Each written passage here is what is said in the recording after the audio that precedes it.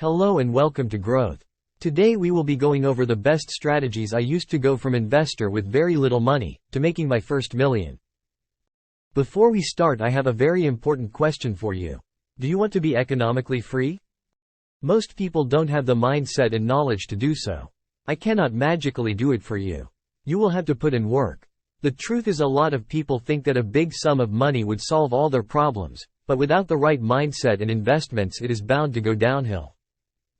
In order to make money, you have to avoid get-rich-quick schemes. Long-term investing will give great returns. The first strategy we will discuss today is long-term investing. Now, before we get into the first strategy, I want to preface it by saying I will not try to sell you anything at any point in the video. So sit back, relax and get ready to listen. With long-term investing you can really make a lot of money over time thanks to something called compound interest. Compound interest is a concept in finance and investing that refers to the interest earned on both the original amount of money and any accumulated interest you earn along the way. The key characteristic of compound interest is that it compounds over time, meaning that the interest earned in each period is added to the principal, and subsequent interest is calculated based on the new total. This compounding effect can significantly increase the growth of an investment or the amount of debt owed. To understand compound interest, let's consider an example.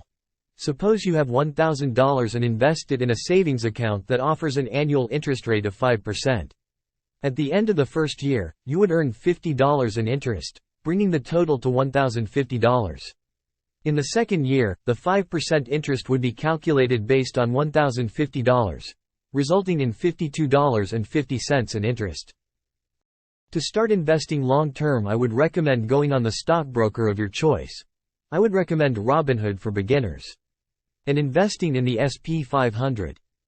Since you probably are new to this, the wise thing to do would be to allocate a small amount of money from your salary each month to invest. 5% of your salary is a good place to start at to get a feel for the game. This 5% should go into something really safe that has a history of going up long-term.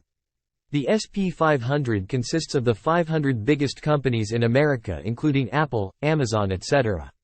Meaning it is probably a very safe investment long-term.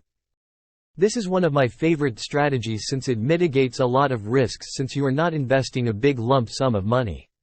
You are just investing a small amount of money you can put away each month.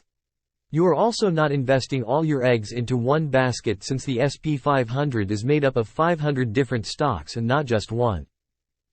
Now a lot of you might say, I don't have enough money for one S&P 500 share. Well, most banking apps today allow you to buy partial shares, meaning you can buy for any dollar amount you want. From $5 to $1 million. Before we conclude this video and before you start investing, I highly recommend you create your own emergency fund. This fund should consist of 3 to 6 months of living expenses. This fund takes the freedom back in your hands and makes sure your investments can stay invested until you want to take them out.